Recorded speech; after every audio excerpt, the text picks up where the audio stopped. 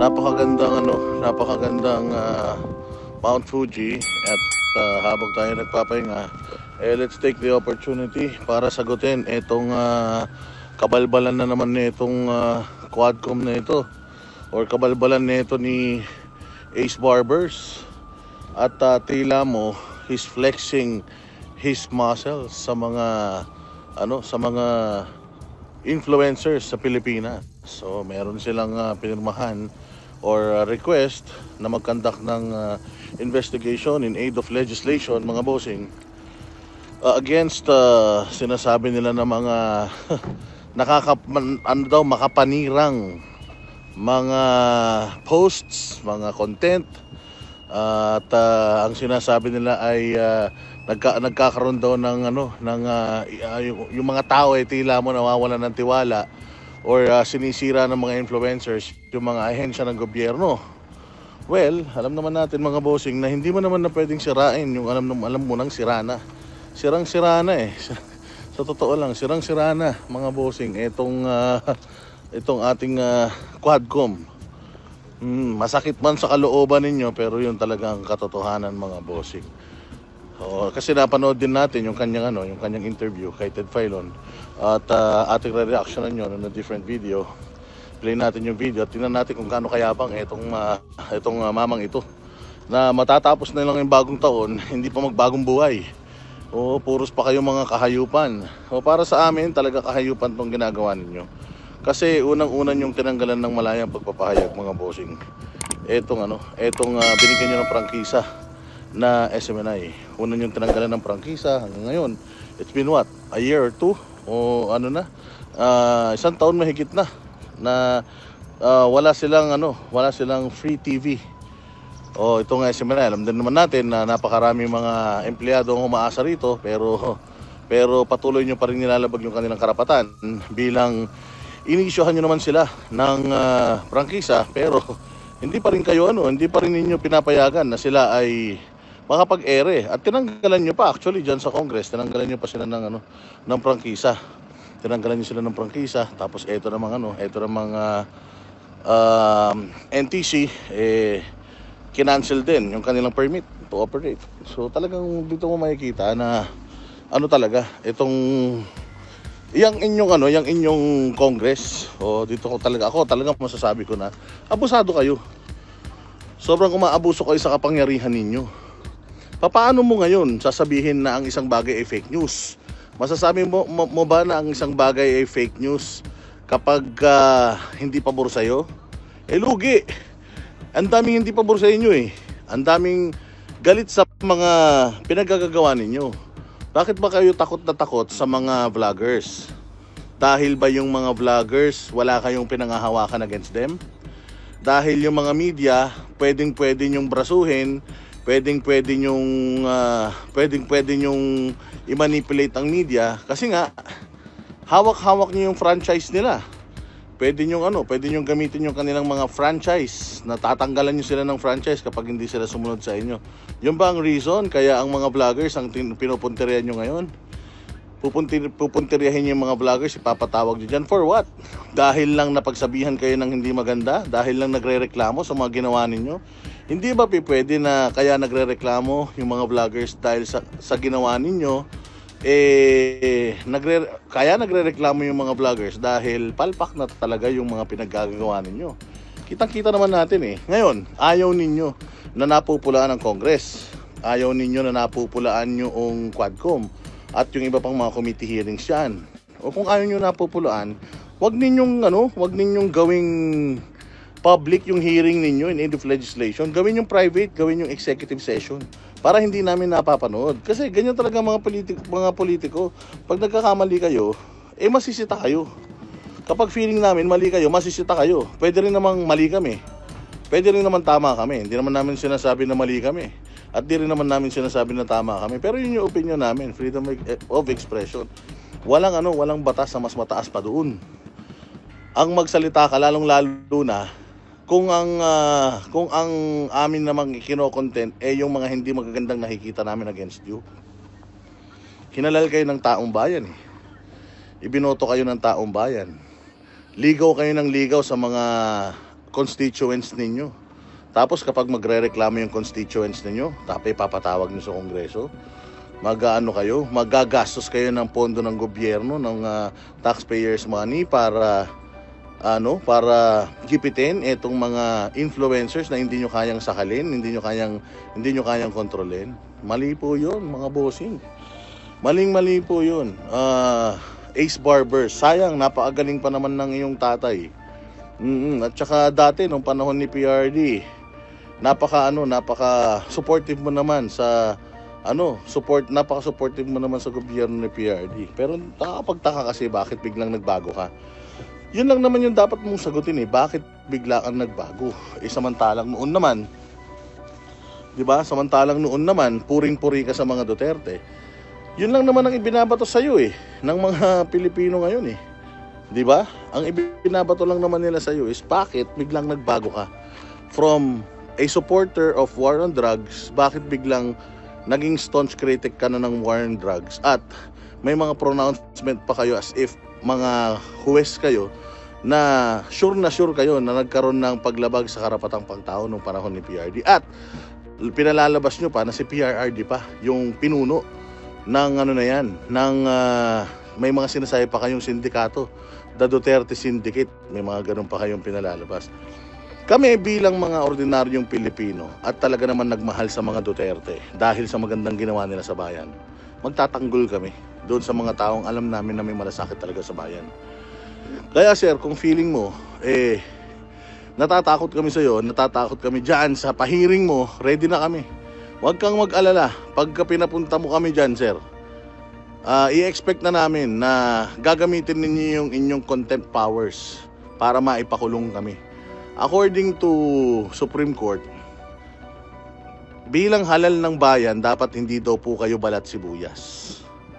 Bilang mga inihalal ng bayan, dapat nagtatrabaho kayo at kayo ang dapat na boses ng mamamayang Pilipino. Hindi nyo dapat pinapatay yung boses ng Pilipino. Kasi di ba House of Representatives, mga congressman, mga you represent the people. So bakit pag nagsasalita yung tao na nire-represent ninyo, instead of ayusin ninyo, instead of aralin ninyo kung ano ba yung sentimiento ng tao, bakit kailangan yung gipitin? Manood po kayo sa mga sa mga channels namin. Napakaraming nanonood at napakaraming nagko-comment. Tingnan nyo lang kung ano yung mga kino-comment nila, and then from the comments, tingnan niyo kung ano ba talaga yung issue na malapit sa puso ng mga tao. Bakit ba ang dami-daming mga vloggers na hindi naman sinusweldohan ng mga Duterte ang nagtatanggol sa mga Duterte? Siguro dahil alam namin na yung mga Duterte bukod sa hindi talaga sila nag-aalok ng bayad, alam namin na nagtrabaho sila sa bayan. Ikaw din naman, alam mo rin naman na nagtrabaho sa bayan yan si PRRD nung panahon niya. Di ba? So yun ang problema. You're supposed to be representing us, and here you are, gusto nyong isuppress yung absolute na karapatang pangtao natin na nasa Bill of Rights, yung malayang pagpapahayag. Kaya ihanda ninyo ang kulungan sa Congress kasi sigurado ako mapupuno yan ng mga DDS vloggers. And mind you sir, hindi po kami takot.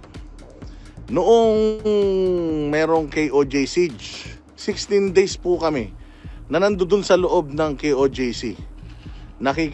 Nakikipagbanggaan sa mga pulis, nakikipagdiskusyon, nagko-cover kahit sobrang delikado, kahit nanong bandang huli, tila mo mamamatay na kami, pero hindi kami natakot. Sa'yo pa, balita ko masarap ang pagkain dyan sa sa kulungan dyan sa Congress Kaya sa totoo lang, excited ako dito kahit na papaano, dahil sabi ko nga you'll just make us you'll just make us famous. Mas lalo nyo lang pasisikatin yung mga influencers na ipapatawag ninyo, at mas lalo nyo lang ipakikita kung gaano kayo katakot sa social media. Oo, at lalong nakikita namin na takot kayo sa social media, apektado kayo sa mga vloggers, mas lalo kaming ginaganahan na mag-content. Oo, so Sino ba mga ipapatawag nyo rito? Ang ipapatawag nyo lang naman dito, puros mga DDS vloggers eh. Puros mga Duterte supporter vloggers. Tapos ang palalabasin mo pa sa interview mo kay Ted Filon is binabayaran yung mga vloggers ng Pogo. Then you also have to show proof na may ganyan talaga. Kasi kung meron talagang binabayaran yung Pogo ng mga vloggers para meron ba rito sa amin, sa hanay ng mga Duterte na nagsasabing maganda ang Pogo? Diba? Meron bang nagsasabi na iniisa sa mga vloggers na maganda ang Pogo? Ang sinasabi po natin, ang Pogo, yung unang idea ng Pogo, hindi po tayo ang target niyan. Ang target niyan, yung mga Chinese, dito lang po sila nag-ooperate sa Pilipinas. But ang target nila ng mga parokyano Chinese, pinalitan po yan ng sugal dito sa Pilipinas na nakakonekta sa GCash, na kahit bata pwedeng maglaro, at ang apektado dyan mga Pilipino dahil ang mga manunugal dyan mga Pilipino. Nakabuti ba ang Pogo nung panahon natin? Palagay ko, nung panahon ng pandemic, yan lang yata ang pinagkukunan natin ng ng resources ng pera, para meron tayong libreng bakuna, para meron tayong ayuda kung natatandaan natin, hindi ba? So entirely, ito pong Pogo na to, para sa akin, magandang naging dulot nito initially. But again, maraming mga kapitalista ang nagmalabis talaga dito, and hindi na naging maganda yung resulta at yung naging trend netong Pogo na to sa Pilipinas. So walang nagsasabi rito na ang Pogo ang isa sa pinakamagandang nangyari sa Pilipinas. Wala po, hindi po. Besides, hindi naman pinromote ng gobyerno ni Duterte ang illegal na Pogo hindi ba? Hindi naman Tsaka dumami lang naman ang illegal na Pogo, hindi naman nung panahon ni PRD, kundi ngayon Actually, napalitan pa nga tinanggal yung Pogo, tapos pinalitan pa ng bagong sugal di ba? Tapos ngayon, ang sasabihin ninyo na yung mga vloggers na ipapatawag ninyo, konektado pa ito sa Quadcom, konektado pa ito sa Pogo, kasi yung mga vloggers na binabayaran ng Pogo. Di ba? So imagine, and let's say for example, Pogo ako na legal. Pogo ako na legal, I'm considered as a private company.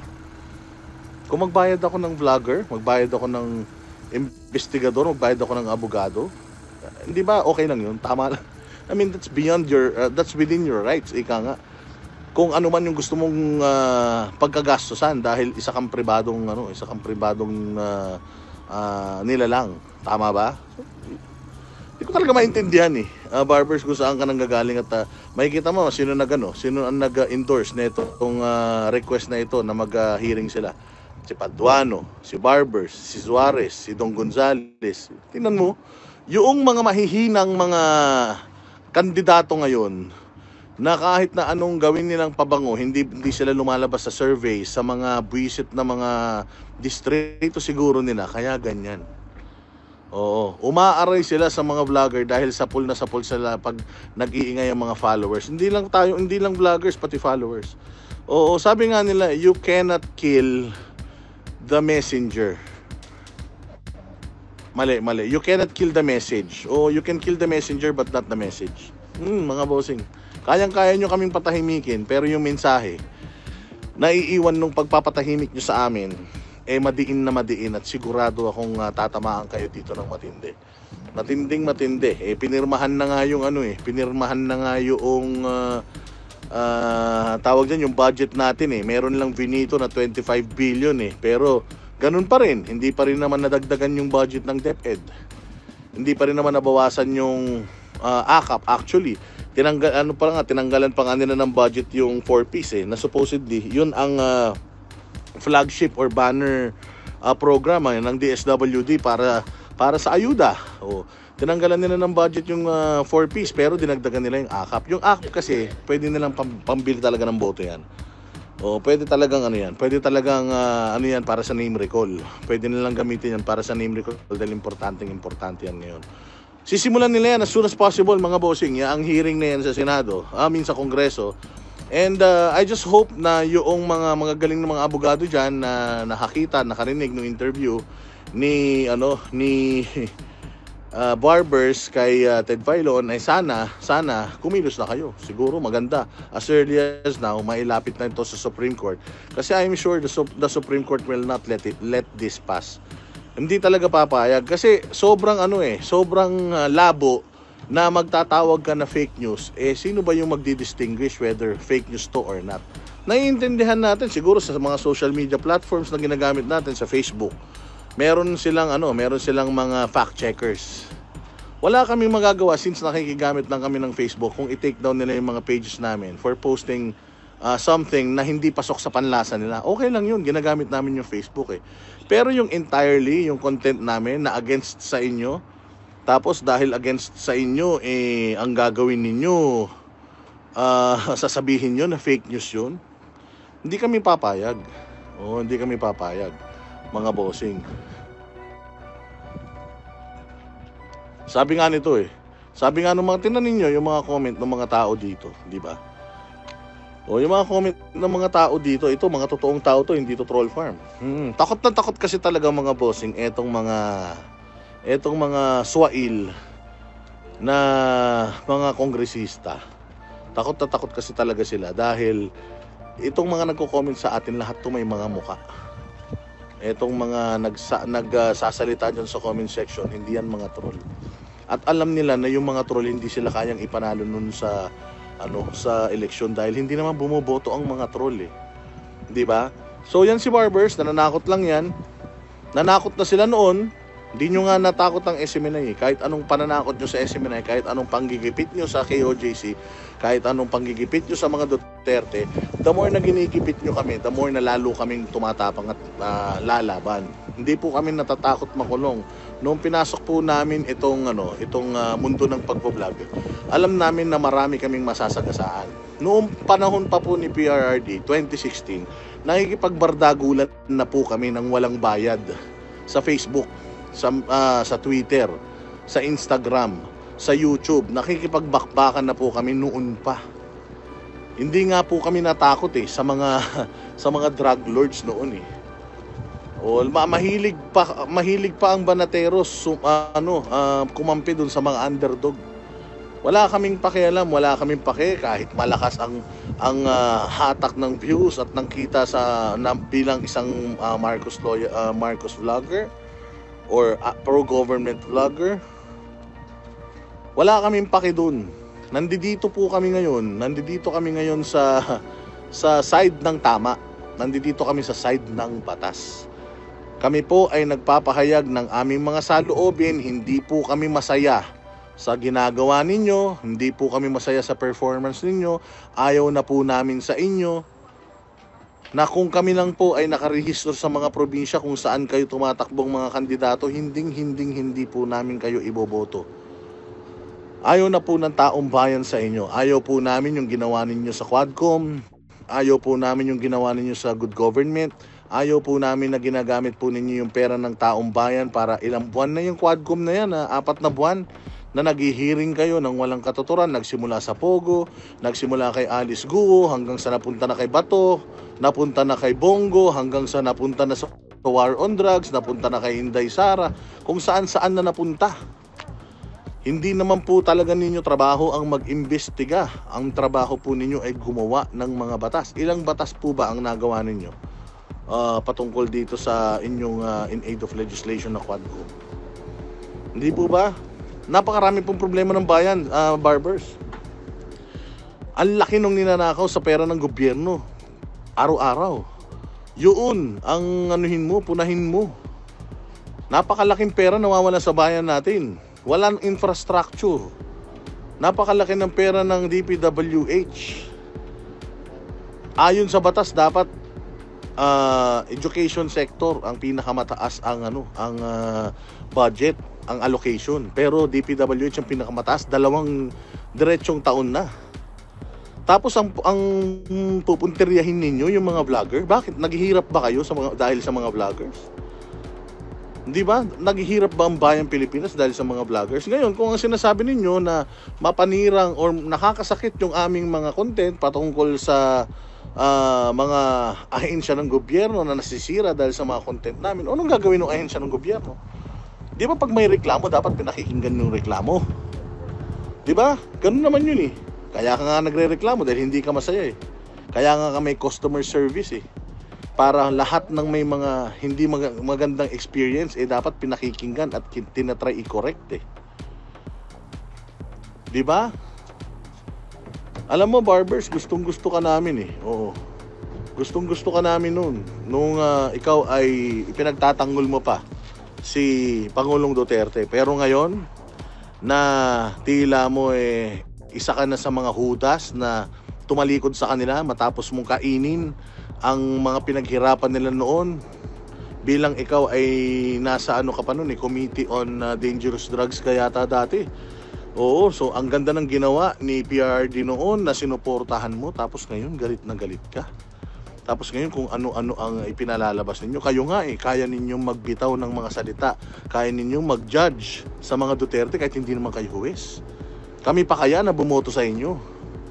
Again sir, bawal pong maging balat sibuyas ang mga taga-gobyerno.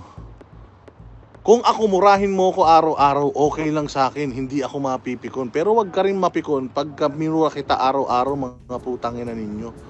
Wag kayong mapipikon dahil unang-una sa lahat, you are subject to criticism. Dahil tumakbo po kayo. Kaya nga po kayo public figures. Kaya nga po kayo mga politiko at hinalal ng taong bayan. Because you are subject to criticism. Hindi po kami naghalal ng mga hari. Naghalal po kami ng magsisilbi sa bayan. Tandang-tanda po namin si PRD noon. Never pumasok sa kanyang utak yung pagiging presidente. In a sense na hindi niya na-feel or hindi niya pinaramdam sa tao that he's superior. Hindi niya pinaramdam sa tao na presidente ako, I'm superior. I'm on top of everyone dito sa Pilipinas. Ako may-ari ng Pilipinas. Never. Lagi sinasabi ni PRD yun na tayo, mga trabahante tayo ng mga Pilipino. Nagtatrabaho tayo para sa Pilipinas, pinapalamon tayo, pinapakain tayo ng mga Pilipino. Dapat nagtatrabaho tayo sa mga Pilipino. Kung ang Pilipino merong hindi magandang sinasabi tungkol sa iyo, meron silang hindi nagugustuhan sa trabaho mo, ang dapat na ginagawa mo, ina-address mo yun. It will gain traction once madami na kaming nagsama-sama at nagpahayag ng magkakaparehas na sentimiento. Kasi kung halimbawa ako lang ang nagsasalita, hindi mo naman papansinin yun eh. Pero the fact na papatawag mo na yung mga influencers, it means madami na yung nakakapansin ng mga kalokohan ninyo. Enough para i-flex ninyo yung mga muscles ninyo bilang mga kongresista. Meron kayong content powers. Akala nyo siguro matatakot nyo kami. Sir, hindi po kami takot. Makulong kami dyan sa Congress, ipatawag nyo kami dyan. Pag ako pinatawag nyo dyan, dadaling ko na yung mga kumot at kulambu ko. Pati yung yung mga unan ko, dadaling ko na. Bahala kayo, malakas pa naman ako maghilik. Bahala kayo sa buhay nyo. Magreklamo ibang mga preso doon sa lakas ko maghilik. Ire-ready na namin yung mga sarili namin dyan. Buong Pilipino magbablog pag kinulong ang mga vloggers. Hindi, sigurado na talaga yan. I-expect na natin, ipapatawag yan sila Sas, sila Banat Bay, ipapatawag yan sila Joey, ipapatawag yan sila Crisette Chu, sila Trixie Cruz Angeles, lahat ng mga ng mga legitimate na mga DDS vloggers na hindi nila kayang takutin, tatry nilang ipakulong man lang, makabawi man lang sila. Kung sama-sama nyo kami ipakukulong sa isang kulong, hindi ang saya namin, di ba? Nakapagano pa kami, nakapagkwentuhan pa kami, hindi ba? Ayan, sila sila Bisdak, pati daw yung mga nagpo-post lang. Sabi ko nga ako nag-post, hindi nagustuhan kung fake news yung post ko, di ba? Tinitake down naman ng Facebook yun. May kapangyarihan ng Facebook para i-take down yun, di ba? O di magalit kayo sa Facebook, pati hindi tinitake down yung mga post na malicious sa tingin nila. Yeah, so ito ay ko nga this is one of the wrongest. Isa to sa mga pinakamaling move na gagawin nila. And if itutuloy talaga nila to, I will enjoy my time in Congress. I will be more than willing to go to Congress at dalhin lahat ng gamit ko at makulong at maging martir para sa bayan natin Pilipinas. Hindi nyo kami kayang takutin. Hindi nyo kami kayang bayaran. Putang ina. Hindi nyo kami kayang hindi man nanginginig ang mga boses namin. Kaya nga kami nagbabakasyon na ngayon dahil alam namin next year mas matindi yung mga threat na kakaharapin namin. Oh, yan lang. Kung sinasabi po ninyo kinakabahan kami diyan sa mga ano ninyo, sa mga ganyang pinagagawa ninyo, ganyang mga ano ninyo, mga resolution ninyo, papatawag kayo ng hearing. Ako in-expect ko na yan. Pagpunta ko doon, lahat ng tanong sa akin, in-expect ko na ano yun, na yun ang reason kung bakit ako makukulong.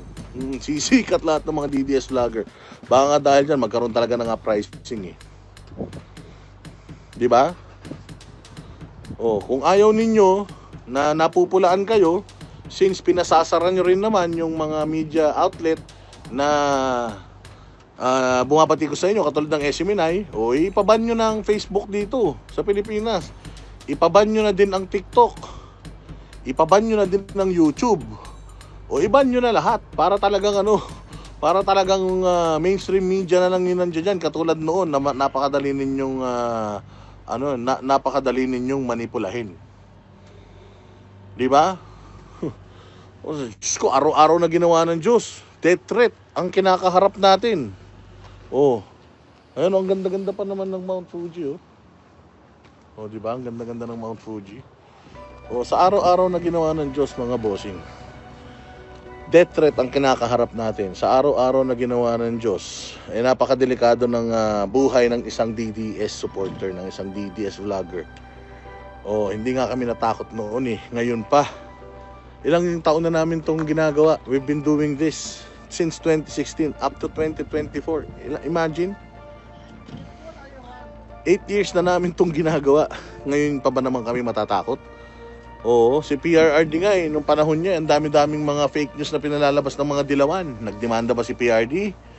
Nag-conduct ba ng hearing yung mga alyado ni PRD sa Congress? Sa Senate, nag-conduct man ng hearing tungkol sa fake news na yan. Ang nag-conduct nga ng hearing ng mga fake news, yung pang mga gumagawa ng fake news eh. Di ba? Oh. Nung panahon ni PRD, walang ganyan, walang balat sibuyas noon. Pag tinanong mo si PRD, maganda ba yung ginawa mo para sa Pilipinas? Ang ibabalik lang sa ni PRD na sagot, tanungin mo sarili mo, lumabas ka. O kung ang tingin mo, wala akong ginawa, sorry. Pero kung sa tingin mo, marami akong ginawa para sa bayan kong Pilipinas, di salamat, trabaho ko rin naman talaga yun. Kung natutuwa ka sa trabaho ko, maraming salamat. Kung hindi naman, sorry. Hindi ba ganun si PRD? Maraming nagrarally dati nung zona niya diyan sa Batasan Pambansa. Anong ginawa ni PRD? Di ba hinarap niya yung mga nagrarally? Ano bang gusto niyong mangyari? Di ba yun ang sinasabi niya? Bakit hindi nyo kami ipatawag na mga vloggers na feeling ninyo critical sa inyo? Tapos kausapin nyo kami, ba't ba kayo critical sa amin? Di magdiskurso tayo. Kesa yung tatakutin nyo kami na parang putang ina, anytime pwede nyo kami ipakontempt. Pwede nyo kami ipakulong. Kung contempt lang, okay lang. Kung feeling ninyo, matatakot kami sa inyo, hindi nakakatakot yan. Bagkus, ano pa nga yan? That is something that we are welcoming. Kasama po yan sa sabi nga nila kasama po yan sa trabaho ng isang vlogger. Kasama yan sa sa buhay vlogger. Yung libel, yung slander, kasama po yan. Pero hindi po dito hihinto ang pagmumura namin every time na may ginagawa kayong mali. Itong budget na pinirmahan ninyo, itong budget na ipinasa ninyo, para sa amin ito ang pinaka-corrupt na budget. Ito ang pinaka-corrupt para sa amin. Kung para sa iba, hindi. Para sa amin, ito ang pinaka-corrupt. At i-expose namin kung bakit ito ang pinaka-corrupt na budget sa mga susunod naming mga vlogs. Di ba? Kaya yan, sabi ni Ramon Villarde, kasi puro kayo fake news. Katulad ng, sige Ramon, bibigyan kita ng pagkakataon. Katulad ng, ano ang fake news namin? Pag sinabi ba namin na ito ang pinaka-corrupt na budget sa buong kasaysayan ng budget ng Pilipinas, peke ba yun? Paano naging peke yun? Anong rason mo? Ano ang paliwanag mo? Bakit naging peke yun? Or maglagay ka dyan ng mga sinasabi namin na peke. Yung bang paghingi namin ng drug test kay Bongbong Marcos, peke ba yun? Hindi peke yun. Oo, actually kaya nga niyang i-address yun by actually undergoing a drug test. Pero ba't hindi niya ginagawa? Ba't di siya nagpapadrug test? Kasi ikaw na bahalang dumugtong. Ganun lang yan.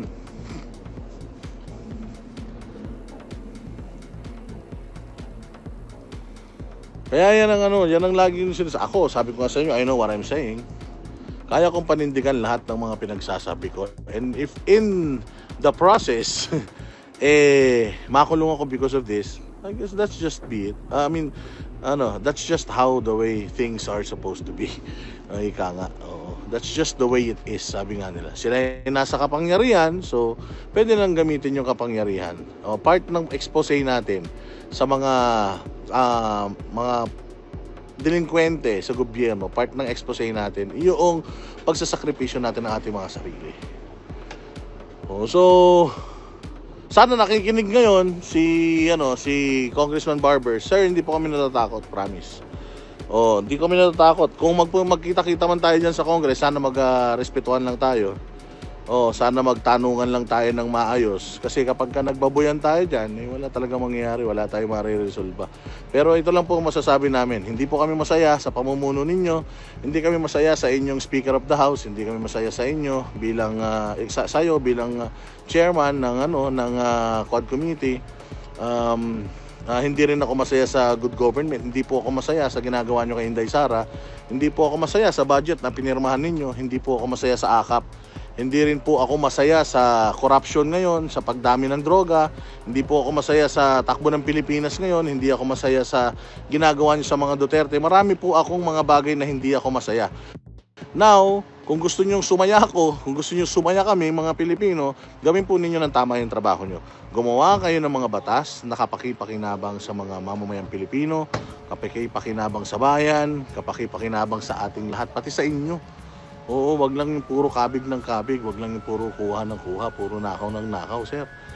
Sana maging kaisa ulit namin kayo doon sa laban para sa yung totoong war on drugs ba. Sana maging kaisa namin kayo doon.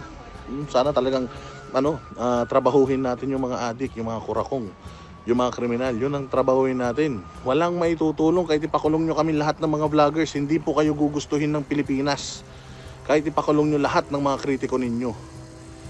Hindi kayo gugustuhin ng mga Pilipino kahit ilan pa kaming pagsamasamahin nyo sa bilibid. Maniwala kayo sa hindi. Kapag ayaw po sa inyo ng tao at hindi nyo po binago yung style ninyo, hindi nila kayo magugustuhan. Pero kung ayaw sa inyo ng tao, in-address ninyo yung issues ng mga tao, nakita nila na inaayos ninyo yung trabaho ninyo, mamahalin po nila kayo. Yung trabaho po ninyo ang magiging susi po para mahalin kayo ng mga constituents ninyo. Kahit anong gawin ninyo, kahit anong pakulong nyo sa mga vloggers at kung sino pa man nakalaban nyo sa politika, wala po yan. Hindi po yan magiging daan para mahalin kayo ng tao, maniwala kayo. The only way para mahalin kayo ng tao is ayusin ninyo yung mga trabaho ninyo at itigil na po ninyo yung pamumulitika ninyo. Parang awa nyo na, 3 taon na lumipas, natapos na yung isang termino ninyo ng mga congressman nang wala man lang tayong ginhawang naranasan sa bayan natin.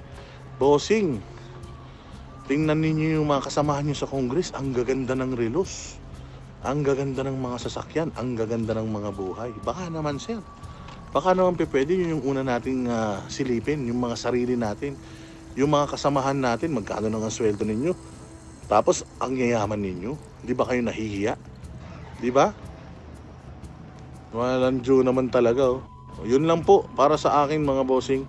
Mamayang gabi, kukunin natin yung video na yan mismo ni Barbers, yung kanyang interview at iisa-isahin po natin punto por punto yung kanyang mga tinuran diyan sa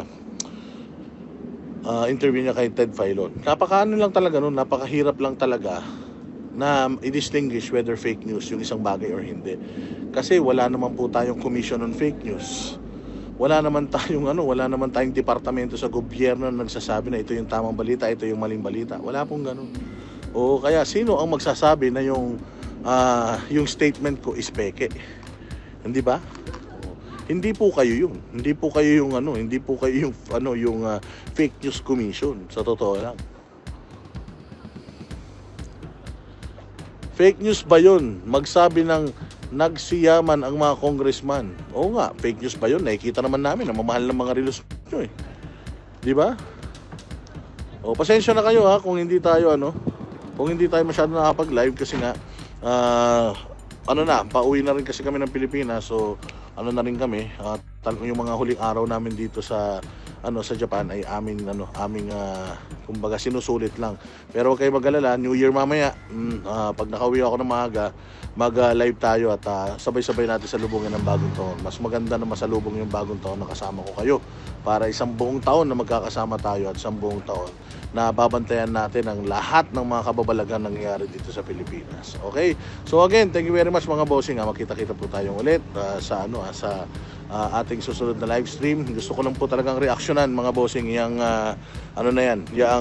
panibagong kabulustugan na gagawin nitong mga congressman na gigil sa mga vloggers kasi hindi nila kayang kontrolin. Ang media kaya nilang kontrolin kasi halimbawa ako GMA7. Hindi ko gusto itong ninyo. Hindi ko gusto itong balita ninyo. Pag hindi nyo yan inayos, kapag hindi kayo nagbalita para sa pabor sa gobyerno, tatanggalin namin yung prangkisa nyo katulad ng ginawa namin sa SMNI. Ang takot lang ng mga yan. Kasi yung mga yan, negosyante yan eh. Ang SMNI, hindi naman kasi talaga sila negosyante, public service yan eh. Kaya wala silang pake. Kahit na ginanon sila, hindi pa rin sila nagbago ng posisyon. Kung ang SMNI hindi nagbabago ng posisyon sa kabila ng panggigipit ninyo, kung si Pastor Apollo Kibuloy hindi nagbago ng posisyon sa kabila ng pambababoy ninyo, lalong-lalo ang mga banateros. Sinubog na po kami ng panahon for 8 years. Nagtatanggol na po kami sa bayang Pilipinas sa pamamagitan ng pagmamahal namin sa mga Duterte at doon sa mga politiko na gumagawa ng tama para sa bayang Pilipinas. So kita-kita po tayo ulit. Maraming salamat. Suportahan po ninyo ang Banateros Brothers, Coach Oli, Banat Bay, Master Judea, Jay Guevara, at syempre lahat ng mga vloggers na posibleng ipatawag dyan.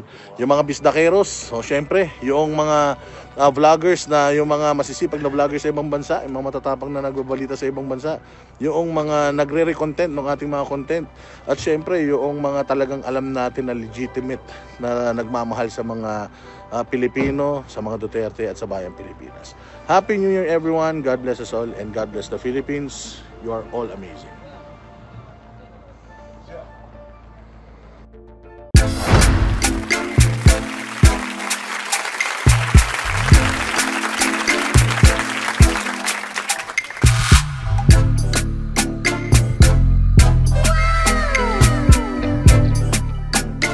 The next performance will start momentarily.